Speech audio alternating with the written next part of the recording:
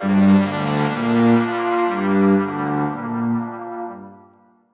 let's unpack this. Think for a moment about leadership. I mean, what really does it take for just one person, someone seemingly ordinary, to challenge, well, the biggest empire of the day? And not just challenge it, but completely reshape how we even think about power, about protest all over the world. Today, that's exactly what we're doing, a deep dive into the extraordinary life and, honestly, profound philosophy of Mahatma Gandhi. His journey, from this quiet, maybe even shy young man to a global icon of nonviolent resistance is, well, it's just incredible, genuinely. For this exploration, we're drawing heavily from a really foundational text, Gandhi, A Leader's Path to Freedom. It gives us so much insight into his development, his impact. Our mission here, really, for you listening, is to pull out those core insights, those key moments that define Gandhi's path. We want to understand not just what he did, but the why behind it all. Why did it matter so much?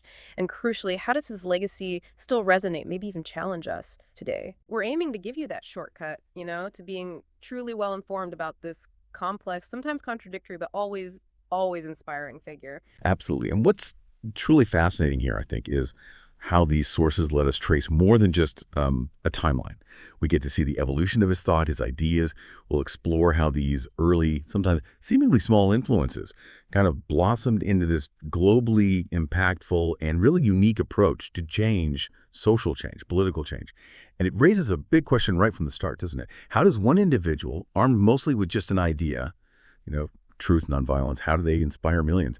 Enough to change history and redefine leadership itself. We'll be peeling back the layers, trying to see not just the man, but the monumental, sometimes quite revolutionary ideas he championed, and importantly, how they actually took root. Definitely. And to really get Gandhi, the Mahatma, the great soul, we have to start right at the beginning, those formative years shaping young Mohandas Karamchand Gandhi. He was born October 2nd, 1869, in Porbandar. It's a coastal town in Gujarat, Western India. His family belonged to the Vaishya caste, the merchant caste. His father, Karamchand Gandhi, was actually quite respected. He held the position of Diwan, sort of like a chief minister, in Porbandar. So it was a secure background, if not exactly wealthy.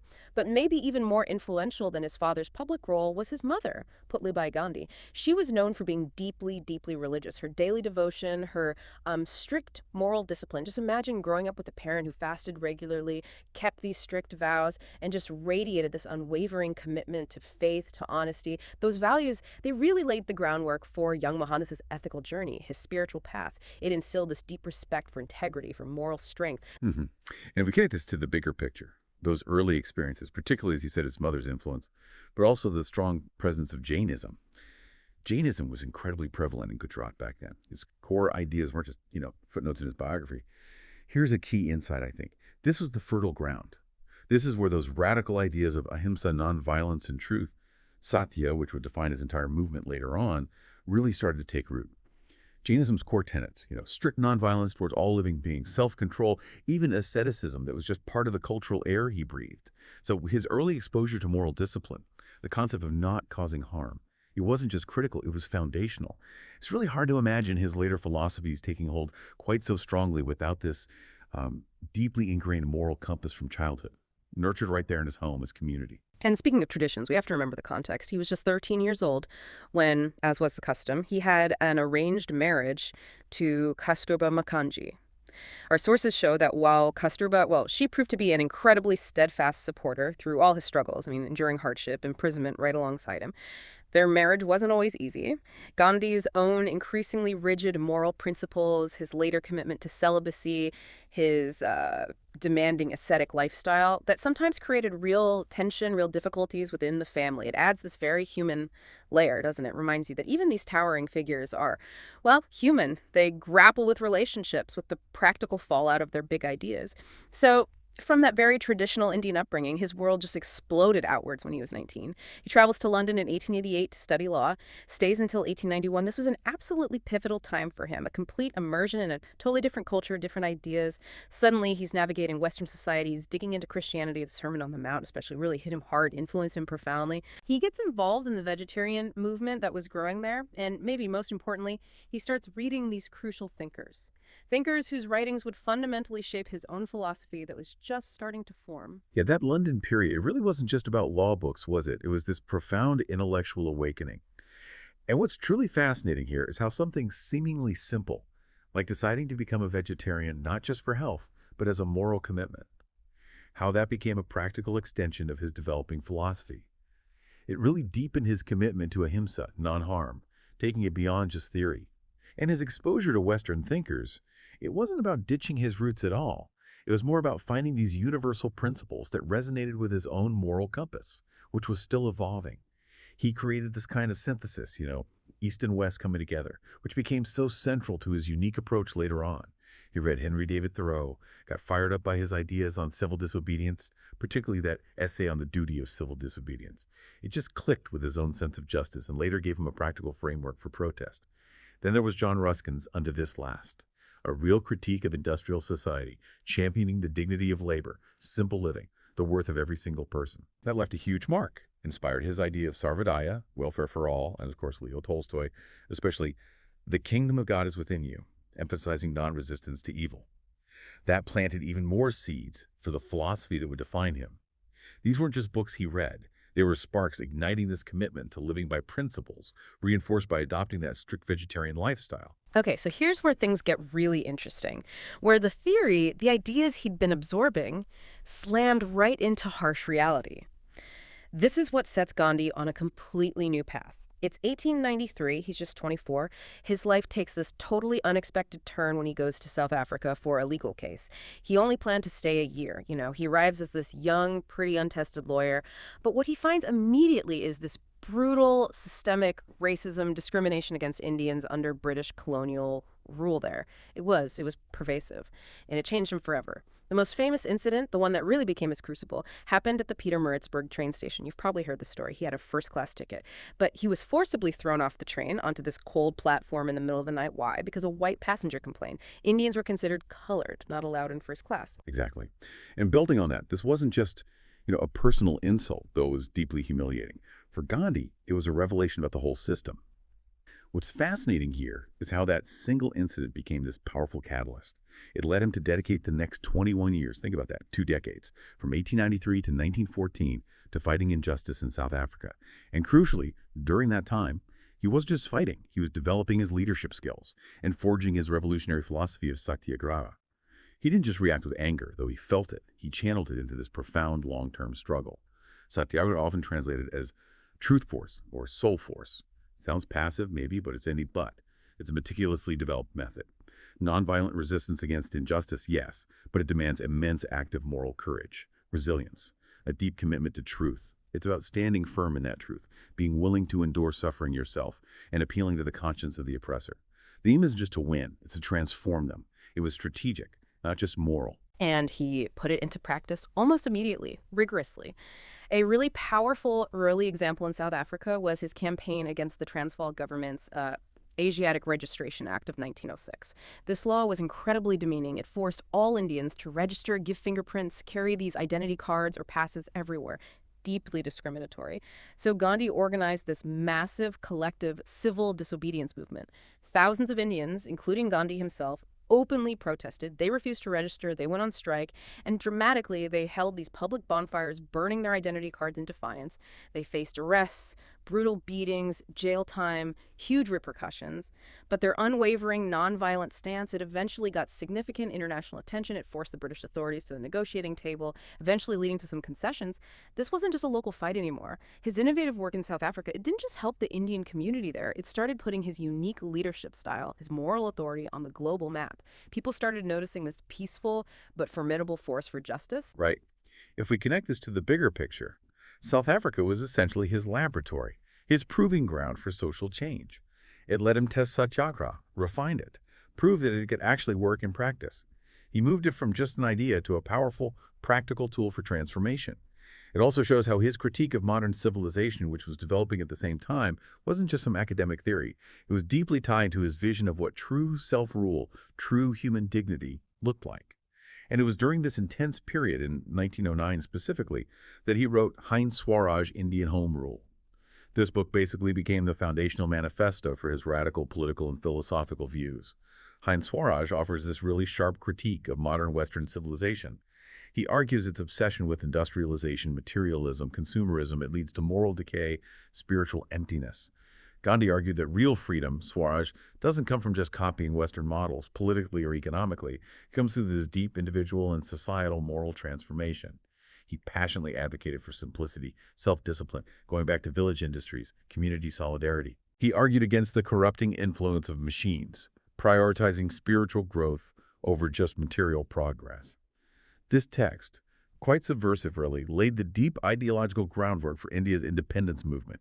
It offered a vision of freedom that went way beyond just getting rid of the British. So after those two incredibly transformative decades in South Africa, where he really forged his philosophy, honed his leadership, Gandhi returns to India in 1915. He's 45 now. And he's not just a lawyer anymore. He's a tested leader, seasoned by years of intense struggle with proving success using satyagraha against entrenched power. The political climate back in India was simmering. British colonial rule was becoming more oppressive, and that desire for independence was growing stronger, spreading through different groups. Gandhi immediately joins the Indian National Congress, the main political party. But here's where his genius really shows. How he chose to engage the masses. He didn't just stick to the elite political debates in, drawing rooms or councils. He deliberately focused his energy on direct engagement with ordinary people, the peasants, the farmers, the workers out in rural India. Right. He moved beyond the educated city folks to bring the fight for freedom right down to the grassroots level. Exactly. And what's fascinating here is that strategic brilliance.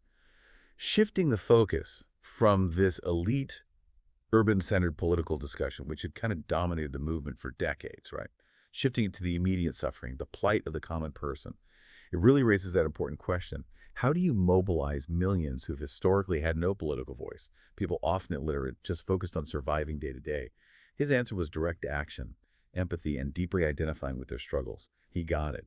He understood that true liberation had to be felt, fought for by everyone, not just a select few, and that the language of shared suffering, of moral courage, would resonate far more deeply than abstract political arguments. And he absolutely hit the ground running. His first major campaign back on Indian soil was the Champaran Satyagraha in 1917.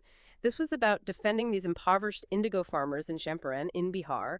They were being brutally exploited by British plantation owners forced to grow indigo for pennies, trapped in debt cycles. Gandhi just fearlessly went there, investigated their grievances himself, defying British orders telling him to leave. He applied satyagraha right there, nonviolent civil disobedience, mass protests, meticulously documenting all the injustices to expose just how systemic the exploitation was, and this direct intervention.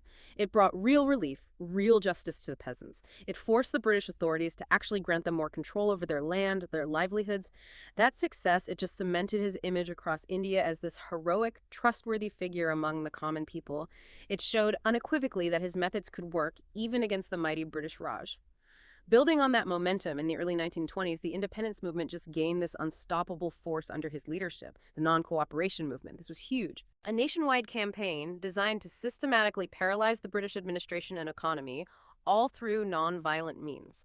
The aims were really clear, very comprehensive. Boycott British goods, give up British titles and honors, refuse to work in government jobs, pull kids out of British schools, and promote indigenous production, make your own stuff, support Indian education to basically undermine the economic legs the colonial rule stood on. Mm-hmm. And if we connect this to the bigger picture, the symbols he used, like khadi or the dhoti, they weren't just about clothing choices. They were incredibly powerful statements. Statements of self-reliance, of economic resistance, of rejecting colonial economic control. He put particular emphasis on khadi, that coarse hand-spun cloth. He encouraged everyone from top political leaders down to the humblest villager to spin their own yarn, weave their own cloth. This wasn't just about fabric, it was deeply symbolic, promoting economic independence, promoting unity, and his own deliberate choice to wear simple clothes, especially that minimal dhoti later on. That helped him identify so profoundly with the rural poor. It created this visible difference from the sort of elitist image often associated with political leaders back then. It fostered this extraordinary bond with the masses. These acts, they might seem small, personal even, but they were designed to awaken a whole national consciousness, to empower individuals to participate directly, tangibly in their own liberation. It made the fight for freedom a personal commitment for millions. And then came maybe his most iconic act of defiance. The one moment that just captured the world's attention and really redefined the power of nonviolent resistance. The Salt March of 1930. This was so highly symbolic, meticulously planned, brilliantly executed. It was aimed directly at Britain's oppressive salt tax. This tax made it illegal for Indians to collect or sell their own salt. They were forced to buy expensive, heavily taxed British salt. It hit millions of poor Indians the hardest, making a basic necessity unaffordable. So Gandhi, now 61 years old, leads this remarkable 400-kilometer march from his ashram in Sabarmati all the way to Dandiya coastal village, the plan, to illegally make salt from the seawater, defying the British monopoly. Just picture it. This frail-looking but incredibly determined old man leading thousands. He reaches the sea, bends down, picks up a lump of salty mud. It sounds almost deceptively simple, right? But that single act, that profoundly defiant gesture, it sent shockwaves around the globe. It shook an empire. It became the global symbol of rebellion against unjust colonial rule. It demonstrated the immense, almost unbelievable power of his nonviolent philosophy. It just captured the world's imagination. Absolutely. What's truly fascinating here is how the Salt March moved way beyond just a local protest. It became this global phenomenon, a masterclass in moral communication. It showcased the sheer moral power of nonviolent action on the world stage.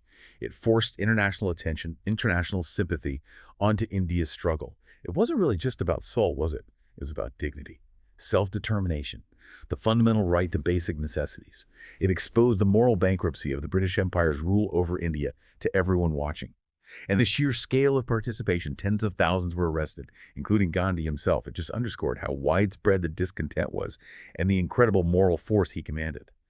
It proved that even seemingly powerless individuals, when united by a moral cause and disciplined nonviolence, could challenge the mightiest empires on earth. So what does this all really boil down to? Beyond the specific actions, the powerful campaigns, the historical moments, at the very heart of Gandhi's lasting influence is this profound, interconnected philosophical framework. His entire way of thinking, his life's work, it really revolved around three fundamental concepts: ahimsa, satyagraha, and swaraj. Let's break those down because they aren't just abstract terms. They're deeply interconnected, living principles that guided everything he did, every breath he took, really. First, ahimsa, nonviolence. But Gandhi's understanding went way beyond just not hitting someone. For him, it meant actively avoiding harm in thought, in word, and in deed towards all living beings. All of them. He saw it as a universal principle, drawing deep inspiration from Hinduism, from Jainism, as we mentioned, and even from Christianity, like the Sermon on the Mount. And crucially, it's an active principle, not passive. It requires immense inner strength, self-control, courage to actually practice it. It demands purifying yourself, getting rid of hatred from your own heart first. Second, satyagraha, truth force. We've talked about it in action. Philosophically, it means holding on to truth with unwavering conviction and actively resisting injustice through nonviolent means. Gandhi used this method to demonstrate that individuals, that communities could gain immense strength and achieve their goals through moral courage by standing firm in their truth without resorting to physical aggression or hatred. He always stressed it's an active, deeply disciplined struggle. And the goal isn't just to defeat the opponent, but to transform them, to awaken their conscience to the injustice they're part of. It's about winning them over through love and willingness to suffer, not through force. And finally, swaraj. Now, this often gets translated simply as self-rule or independence. But Gandhi's idea of swaraj went much, much deeper than just political independence from Britain. For him, it meant the capacity of both the individual and society for true self-governance, real self-mastery. He firmly believed that genuine freedom comes from individuals developing morally and spiritually this profound internal liberation from fear, from prejudice, from material desires. And that internal freedom then translates into creating a just, self-reliant society. That's why his independence struggle wasn't only against the British externally. It was just as much a relentless fight against internal injustices, the oppressive caste system, rampant poverty, the conflicts between Hindus and Muslims, all those deep-seated social inequalities within India itself. Swaraj, for Gandhi, meant freedom on every level: political, economic, social, and spiritual. A complete revolution. Just think about the radical implications of actually trying to live by those principles. In every single part of your life, from how you treat people day to day to fighting for national liberation, it's a profound call, isn't it? For both internal and external transformation. It requires immense discipline, self-sacrifice, and this deep, unwavering commitment to ethics. These weren't just abstract ideas for Gandhi, they were lived realities. Tools rigorously tested, actively applied for huge change, both within himself and across an entire nation. It's a philosophy that really blurs the line between spiritual practice and political action. And Gandhi wasn't just this tireless leader, this deep philosopher. He was also an incredibly powerful and prolific writer. He really understood the power of the written word, how to use it to articulate his vision, connect with millions, make sure his message got out far beyond just the people he could speak to directly. We mentioned Hind Swaraj earlier, written way back in 1909. It's worth stressing its significance again because it's still one of his most important, most radical works. It didn't just lay out his critique of modern civilization. It passionately argued for a simple, self-sufficient life as the true path to freedom. It really provided the intellectual and moral foundation for India's independence movement, offering this powerful alternative to dominant Western ideas about progress. Exactly. And if we connect this to the bigger picture, these writings, they weren't just academic exercises or personal musings. No, they were integral, strategic parts of his movement. They served as manifestos, as educational tools, as blueprints, really. Used to shape public opinion, spread his core principles, and galvanize action far and wide. He understood that ideas, when you articulate them clearly and share them widely through accessible ways, could be just as powerful, maybe even more powerful, than any protest march. They provided the intellectual fuel, the moral ammunition for a nonviolent revolution. He also very cleverly embraced journalism as a vital way to reach the masses directly. His newspapers, Young India and later Harijan, were absolutely crucial platforms. They were the heartbeat of his movement, communicating his thoughts, rallying support. Young India, which ran from 1919 to 1932, basically served as the main voice of the independence movement. It laid out the goals, the strategies, the moral reasoning to a huge national audience. Then Harijan, which he started in 1933. The name means children of God, a term he specifically coined for the Dalits. This paper played a really significant and very courageous role in his relentless fight against the deeply entrenched caste system. Through Harijan, he tirelessly advocated for the rights of the Dalits, the so-called untouchables, challenging centuries of social prejudice and discrimination head-on. Mhm. And what's truly fascinating here is how Harjan specifically showed his deep commitment to social reform within India itself. He recognized so powerfully that true Swaraj, true self-rule, also meant dismantling those internal hierarchies, those internal injustices. It wasn't enough just to get rid of the British if these deeply ingrained oppressions, like the caste system, were allowed to continue.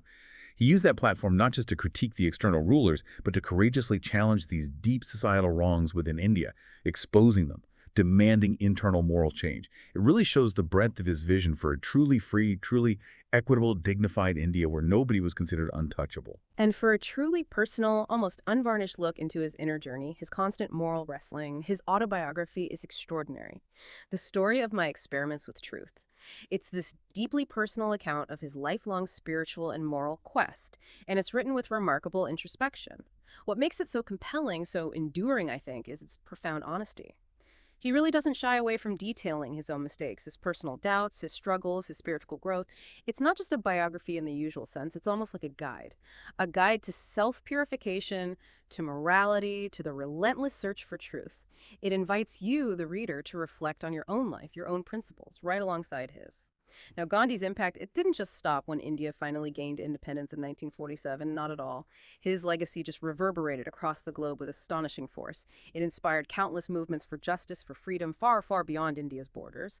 His philosophy of nonviolent resistance didn't just win India its freedom, it became this kind of universal blueprint for change, adopted and adapted on different continents. Oh, absolutely. His influence on major figures in liberation movements is just undeniable and profound.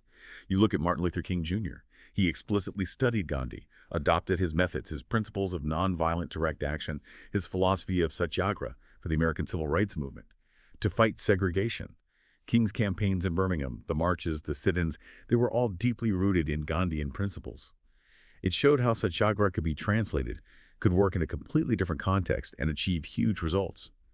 Nelson Mandela, too, in his epic fight against apartheid in South Africa. He drew deeply from Gandhi's strategies, especially in the early nonviolent phases of the struggle, even while, of course, adapting them to his own incredibly brutal circumstances. Figures like Lech Walesa in Poland with the Solidarity movement, many others in various anti-colonial struggles, human rights fights. They were all inspired by the sheer moral power of nonviolent resistance that Gandhi really pioneered. His ideas effectively became this universal roadmap for human rights struggles everywhere, proving that moral courage, even facing brutal oppression, could challenge and sometimes overcome the most entrenched systems of injustice. And beyond the political resistance, his economic ideas, they were often seen as maybe a bit quaint or idealistic back then. Things like focusing on khadi, supporting decentralized village economies. Well, now they're being seen as incredibly visionary. He foresaw the importance of sustainability, local production, community self-reliance, long before these became mainstream global concerns. It's almost startling, actually, how relevant his thinking feels today as we grapple with, global supply chains, environmental crises, fair distribution of wealth. His philosophy of simple living, what some call voluntary simplicity, it has such strong echoes in contemporary movements.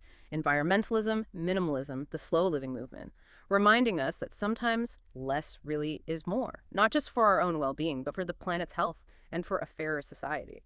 Which raises an important question, though, doesn't it? How do we assess the legacy of someone so transformative, but also undeniably human, living through such turbulent times? While his influence is immense, it's also crucial for a real deep dive to acknowledge the debates, the criticisms.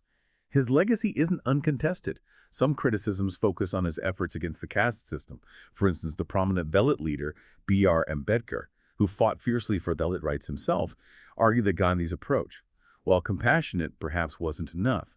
He felt it didn't go far enough to dismantle the entire brutal hierarchy. Ambedkar believed the caste system needed total eradication, not just reform. And also, Gandhi's strong stance against modern technology, large-scale industrialization, Western-style development. That's been seen by some critics, especially those pushing for rapid economic growth in post-colonial India, as maybe outdated or unrealistic for a nation trying to lift millions out of poverty. They argued industrialization was essential. However, what's truly fascinating here, I think, is that even with these valid criticisms, these complexities, his core, unwavering message of nonviolence, moral courage, truth force, it largely overshadows any perceived flaws. His philosophy continues to offer this powerful, enduring framework for change that still feels incredibly relevant worldwide. As India finally did achieve independence from Britain August 15th, 1947, that moment of celebration was just tragically overshadowed by widespread violence. Hindu-Muslim conflicts erupted, leading to the painful, brutal partition of the subcontinent into India and Pakistan. This division just went completely against Gandhi's lifelong dream of a united, secular India. It caused him immense, profound sadness. Instead of celebrating independence, he was walking through riot-torn villages, trying to use his moral authority to stop the killing. During this period, he undertook these desperate hunger strikes, made tireless efforts to reconcile the warring communities, often putting his own life directly on the line. He used his own body as the ultimate tool of satyagraha, didn't he? A final, desperate plea to everyone's conscience to stop the bloodshed, to choose unity. Exactly. And what's truly fascinating, in a heartbreaking way, is the irony. Here's a man who championed unity, championed nonviolence with every single fiber of his being, and in his final days, he's facing these deep, violent divisions tearing his nation apart. His actions then, those fasts, they were his ultimate, most poignant expression of satyagraha. Not against the British this time, but against internal hatred, internal division. It was a tragic yet incredibly impactful final demonstration of his unwavering commitment to peace, to brotherhood, even as the nation was ripping itself apart. He was willing to sacrifice absolutely everything, including his life, for that ideal. Tragically, his life did come to an abrupt, violent end. January 30th, 1948. He was attending his daily public prayer meeting in the gardens of Birla House in New Delhi. He was assassinated, shot at close range by Nathuram Godse. Godse was an extremist Hindu nationalist who vehemently opposed Gandhi's conciliatory approach towards Muslims, opposed his vision of a secular India. His last words, uttered as he fell, were famously, "Hey Ram, oh God." And if we connect that to the bigger picture, his assassination, well, just a profound tragedy. In a way, it amplified his message. His message of peace, of unity, resonated even more powerfully globally. It solidified his martyrdom. It embedded his ideals even deeper into the world's consciousness. His death, through violence, tragically underscored the very evil he spent his life fighting against. But it also cemented his image, didn't it? As the ultimate martyr for truth and nonviolence. It made his message resonate with even greater power for all the generations that came after. It transformed him from perhaps a political figure into this timeless moral icon. So what does this all mean for us? Here now. We've journeyed through this remarkable, truly complex life of Mahatma Gandhi, a man who, yes, had his complexities, his imperfections, but who genuinely stamped history with his courage, his vision, his universal model of nonviolent resistance, his central role in India's independence. It all demonstrates the profound, often underestimated power that a single individual can have when they're committed to unwavering moral principles, even when facing seemingly impossible odds. I think his enduring legacy is arguably that profound, unwavering belief he held in humanity's moral potential. He showed us, didn't he, that the greatest power isn't necessarily in armies or economies, but in truth, in love, in that steadfast commitment to justice without resorting to violence. And this raises, I think, an important question for you listening to maybe ponder after we finish. In a world that's still grappling, clearly, with conflict, with injustice, with division, what does Gandhi's core teaching that truth and love can be the greatest weapons? What does that truly mean for us today? Not just on the big global stage, but, in our own communities, our own relationships. How might we apply even a fraction of that in our own lives, maybe in seemingly small, everyday ways? Thank you so much for joining us on this deep dive into one of history's truly compelling figures. We really hope this exploration has given you not just facts, but maybe some new perspectives, perhaps even a little inspiration to carry forward.